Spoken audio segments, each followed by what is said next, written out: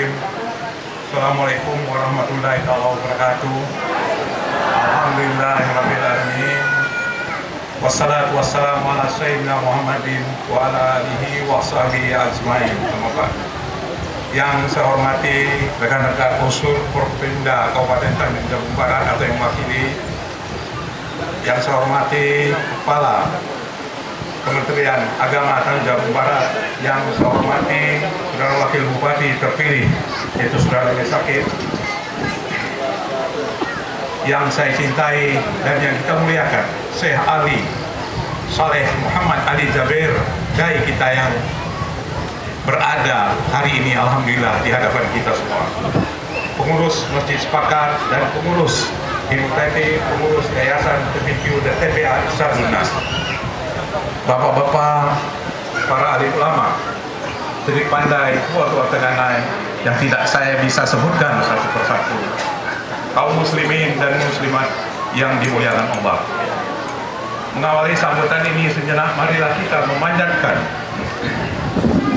puji syukur kehadirat Allah SWT yang telah melimpahkan rahmat dan karunia-Nya, sehingga pada kesempatan yang berbahagia ini kita dapat menghadiri acara peringatan Maulid Nabi besar Muhammad SAW tahun 1437 Hijriah bersamaan dengan tahun 2016 Masehi, yang diselenggarakan di Masjid Sepakat Kuala Tungkal ini, sekaligus meresmikan berdirinya Taman Penghafal Quran, Taman Pendidikan Anak TPQ dan TPA Irsyadunas. Semoga acara kita ini mendapat ridho dan perlindungan dari Allah SWT, hendaknya amin. Salawat beserta salam semoga selalu tercurahkan kepada junjungan kita Nabi besar Muhammad SAW, yang berkat perjuangan beliau kita semua sudah dibawakan minal zulumat ila nur, dari alam gelap gulita zaman jahiliyah menuju ke alam terang benderang era peradaban seperti yang kita rasakan pada saat ini. Semoga dengan selalu berselawat kepada beliau, kita semua akan mendapat syafaatnya di hari akhir nanti, amin. Perayaan Maulid Nabi Muhammad sudah menjadi tradisi yang kita lakukan setiap tahun. Nabi sendiri tidak pernah mengajarkan untuk memperingati Maulid beliau. Perayaan Maulid pertama kali dilakukan sekitar 500 tahun setelah beliau wafat oleh Raja Mesir Salahuddin Al-Ayyubi. Waktu itu Raja menyadari bahwa gairah keagamaan Islam sudah mulai luntur. Islam mengalami kekalahan di mana-mana. Puncak adalah jatuhnya kota suci ketiga Islam, Baitul Muqaddis atau Yerusalem di wilayah Palestina, ke tangan tentara salib dari Eropa. Berkat gairah dan reformasi yang dilakukan Salahuddin, salah satunya melalui perayaan Maulid Nabi, maka umat Islam bisa merebut kembali kota suci Yerusalem. Bagi kita semua, perayaan Maulid Nabi ini sangat penting, di samping sebagai wujud kecintaan kita, juga untuk mengingatkan kembali bahwa Nabi Muhammad adalah suri teladan terbaik bagi yang mengaku sebagai bagian dari umat Islam. Suri teladan yang baik itu disebutkan dalam Al-Quran surat Al-Ahzab ayat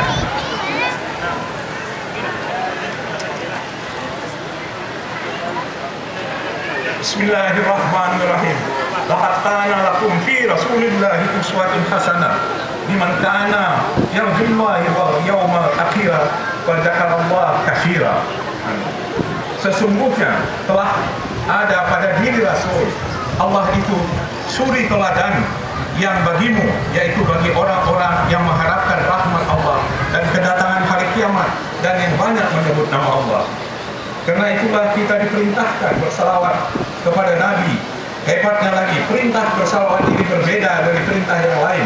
Jika perintah lain seperti puasa, zakat, dan haji, kita diperintahkan tanpa Allah ikut serta. Tetapi perintah bersalawat didahului dengan pernyataan Allah bahwa Dia dan para malaikat memberikan salawat kepada Nabi. Ini ditegaskan dalam surat Al-Ahzab ayat 56 berbunyi, Innallaha wa malaikatahu yusalluna 'alan nabiyya ya ayyuhallazina amanu shallu 'alaihi wa taslimu taslima. Sesungguhnya Allah dan para malaikatnya bersalawat untuk Nabi. Hai orang-orang yang beriman, bersalawatlah kamu untuk Nabi dan ucapkanlah salam penghormatan kepadanya. Hadirin yang berbahagia, suri teladan yang diberikan oleh Rasul itu sangat penting bagi kita, apalagi kita berhadapan dengan perilaku zaman modern, di mana batas moral dan agama sudah banyak diabaikan orang. Masyarakat sekarang sebagian besar sudah terbius oleh kehidupan materialistis yang tidak lagi menghiraukan mana yang benar dan yang salah, mana yang boleh dengan yang dilarang, yang haram dengan yang halal. Kehidupan modern ditandai dengan kehidupan yang permisif atau serba boleh, dan hedonis atau berpoya-poya dan bermewah-mewahan. Kaidah-kaidah agama dan moral sudah ditinggalkan, dan orang banyak hidup berdasarkan naluri kebinatangannya. Baik dan buruk tidak lagi disentuhkan oleh agama, tetapi oleh perasaan atau nafsu. Semua dianggap baik sejauh mana memenuhi kehendak nafsu dan keinginan. Semua dianggap buruk jika menghalangi nafsu dan keinginannya. Sebagai umat Islam, kita tentunya tidak bisa menapik kehidupan modern itu.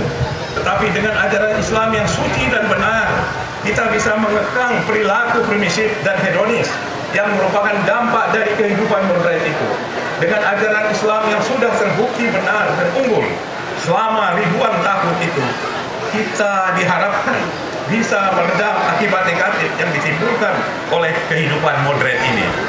Hadirin yang berbahagia, pada hari ini juga diresmikan berdirinya Taman Penghafal Quran Pendidikan Anak TPQ dan TPA Irsyadun Nas di masjid ini.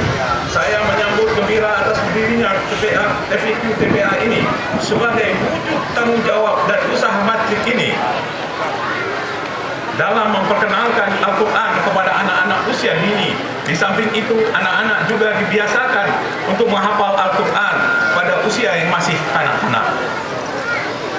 Gairah menghafal Quran tumbuh sejak lama di kota ini, tetapi makin gencar ketika seorang anak kepala tunggal, Azza, memenangkan lomba hafiz Al-Quran yang diselenggarakan oleh salah satu stasiun televisi swasta 2 tahun lalu. Sejak itu gairah anak-anak untuk menghafal Al-Quran di kota ini meningkat besar. Semoga TPQ dan TPA ini bisa mencetak para hafiz cilik yang bisa membanggakan orang tua dan kota bersama ini. Begitu banyak keutamaan hafiz Al-Quran yang disebutkan Nabi. Antara lain, hafiz itu bisa memberikan mahkota kemuliaan kepada ibu bapaknya di hari kiamat. Sang hafiz juga bisa memberikan syafaat kepada 10 orang keluarga dekatnya. Seorang hafiz akan melindungi oleh Al-Quran suatu orang-orang baik kepayahan dan kesusahan di hari kiamat, dan keutamaan-keutamaan yang lain yang banyak disebutkan dalam hadis sahih. Semoga TPQ TPA ini bisa menjadi lahan subur untuk menumbuhkan amal soleh bagi para pengasuh dan pengajarnya. Semoga pula TPQ dan TPA ini bisa mencetak ribuan ulama yang tidak saja hafal Al-Quran, tetapi bisa menimbulkan kecintaan masyarakat terhadap Al-Quran dan mampu mengaplikasikan tuntutan Al-Quran dalam hidup dan kehidupan ini. Hadirin yang berbahagia, hari ini kita kedatangan tamu yang sangat mulia dari Jakarta, yaitu Syekh Ali Saleh Muhammad Ali Jabir, seorang dai yang sangat terkenal yang berasal dari Madinah, Saudi Arabia. Beliau meninggalkan kampung halamannya, negeri yang suci, untuk berdakwah ke negeri kita yang jauh dari tanah airnya. Atas nama pribadi dan pemerintah Kabupaten Tanjung Jabung Barat, saya mengucapkan selamat datang kepada Syekh Ali Jabir. Sebagai seorang yang mengagumi ceramah dan tausiah beliau, saya tentunya sangat senang beliau menggunakan waktunya yang sangat sibuk untuk berdakwah kemari. Semoga kedatangan beliau bisa berpengaruh pada kehidupan agama dan sosial di kabupaten kita ini. Saya berharap semoga tausiah yang beliau sampaikan nanti bisa kita aplikasikan dalam kehidupan kita sehari-hari. Semoga apa yang beliau sampaikan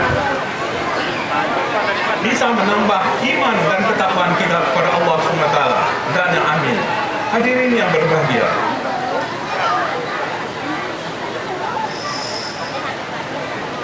sebelum saya mengakhiri dan meresmikan Taman TPQ dan TPA ini, saya ingin mengucapkan secara pribadi dan atas nama keluarga saya di Sulawesi MSI, terima kasih yang tak terhingga kepada yang terhormat Syekh Ali Jabir, yang waktu kedatangan beliau kira-kira 2 tahun yang lalu ke Kuala Tungkal, saya sedang menderita sakit di Rumah Sakit Mahkota Malaka. Beliau bersama jemaah tabligh-nya waktu itu mendoakan saya, yang pertama untuk segera sembuh. Yang kedua juga saya ucapkan terima kasih kepada Ketua MUI Tahun Jabung Barat, yaitu Bapak Kiai Haji Halim Qasim SH, yang di Masjid Agung turut mendoakan saya supaya saya segera sembuh.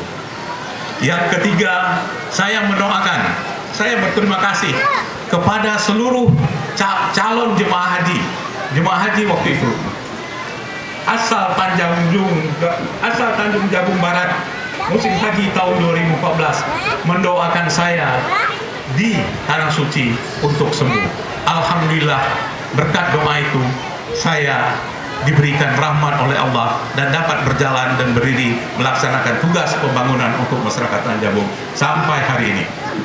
Dan sekaligus saya ingin pamit bahwa tanggal 27 nanti saya dan istri dan Wakil Bupati saya Ketamso dan istri akan mengakhiri jabatan.